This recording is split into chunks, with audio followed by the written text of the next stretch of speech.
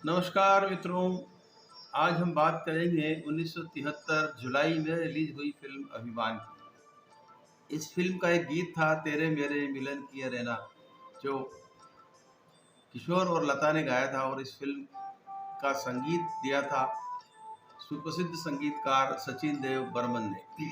मित्रों, जून 1973 में अमिताभ बच्चन और जया भादुरी का विवाह हुआ और 27 जुलाई 1973 को यह फिल्म रिलीज हुई।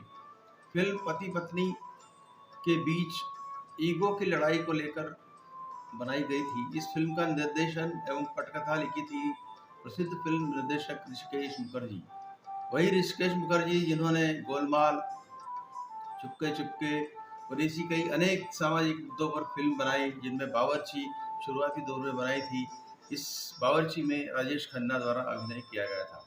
चूँकि गुड्डी फिल्म में वे पहले अमिताभ बच्चन को लेना चाहते थे, लेकिन इस बीच नमक सॉरी इस बीच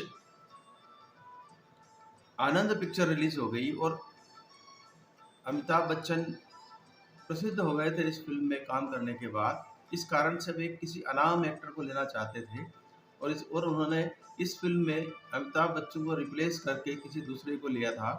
इस गुड्डी फिल्म में लीड भूमिका की थी धर्मेंद्र व जया बच्चन ने। जया बच्चन इसमें गुड्डी बनी थी। तब ऋषिकेश मुखर्जी ने अमिताभ बच्चन से वादा किया था कि वे उनको लेकर एक फिल्म जरूर बनाएंगे, और वह बात पूरी उन्होंने की। 1973 के जुलाई में रिलीज हुई फिल्म अभिमान से। अभिमान पिक्चर में अमिताभ बच्चन एक प्रसिद्ध गायक बने हैं। सुबीर नाम रहता है इस फिल्म में उनका। फिल्म में असरानी है, डेविड है, जया भादुरी है और बिंदु है। ये प्रमुख भूमिकाएं हैं इन लोगों की। फिल्म की पटकथा कुछ इस तरह से है कि सुबीर एक प्रसिद्ध गायक है और एक दिन वह अपने गांव जाता है किसी कार्यक्रम में, तो वहाँ नदी किनारे गाती हुई जया भादुरी से उनकी भेंट होती है। गीत पीछे पृष्ठभूमि में चलता है नदिया किनारे। फिल्म के गाने को सुनकर वे मुग्ध हो जाते हैं, जया भादुरी की आवाज़ से मुग्ध हो जाते हैं। वो उनसे प्रेम कर बैठते हैं और विवाह कर लेते हैं। विवाह के बाद जब वे वापस बॉम्बे आते हैं तो जया को भी अपने करियर में बढ़ावा देने के लिए आगे लाते हैं। चूँकि जया अच्छा गाना गाती थी, आवाज़ अच्छी थी, उनके शास्त्रीय संगीत का ज्ञान अच्छा था, इस कारण वे तेजी से लोकप्रिय होने लगी।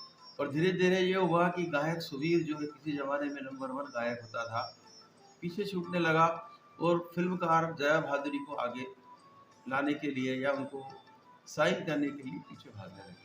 कई मौके ऐसे आए हैं, इस फिल्म में दिखाए हैं ऋषिकेश मुखर्जी ने, कि जब अमिताभ बच्चन सोचते हैं कि कोई फैन उनकी तरफ आगे बढ़ रहा है और उनके ऑटोग्राफ लेने के लिए आगे बढ़ता है, किंतु वह अपनी डायरी जया भादुरी की ओर कर देता है। यहीं से उन्हें झटका लगता है और सुबीर यानी अमिताभ बच्चन के कैरेक्टर को पहली बार गुड्डी से जलन होने लगती है। गुड्डी यानी कि जया भादुरी। चूँकि यह फिल्म शादी के तुरंत बाद ही रिलीज हुई थी। जून महीने में अमिताभ और जया का विवाह हुआ था और जुलाई महीने में फिल्म रिलीज हुई थी, तो लोगों को लगा कि तुरंत ही जया भादुरी और अमिताभ बच्चन में मनमुटाव हो गया है, लेकिन ऐसा कुछ नहीं था। फिल्म तो फिल्म थी, फिल्म की पटकथा थी, लेकिन यह कहानी जरूर किसी ऐसे किरदार से प्रेरित थी जो वास्तविक जीवन में कुछ इस तरह की घटनाएं हुई थी।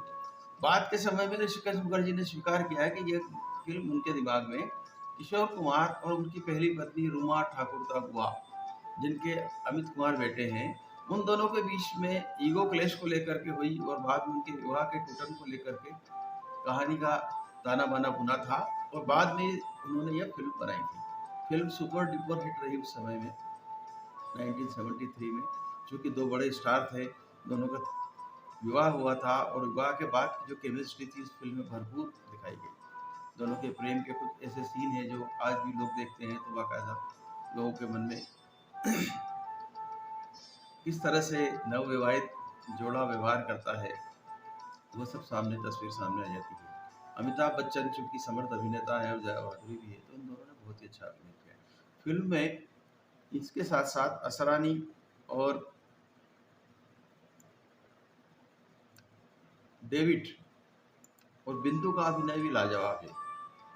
बिंदु एक वैम्प कैरेक्टर में आई है इसमें, जो अमिताभ बच्चन को प्रेम करती है, लेकिन जो क्योंकि उनका प्रेम ठुकरा दिया जाता है और वो जया बहादुर की तरफ हो जाते हैं, तो दोनों के बीच में हुए मनमुटाव का कहीं फ़ायदा लेने चाहती है, और इस भूमिका को उन्होंने बखूबी निभाया। असरानी चूँकि अमिताभ बच्चन के सेक्रेटरी थे, तो बाद में जया बहादुर के भी सेक्रेटरी हो जाते हैं, और वो चाहते हैं कि दोनों एक साथ मिलकर गाएँ, लेकिन इस पूरे तनाव और क्लेश के कारण जया भादुरी की आवाज़ चली जाती है, ये बताया गया है फ़िल्म में। वो गाना गाना बंद कर देती है।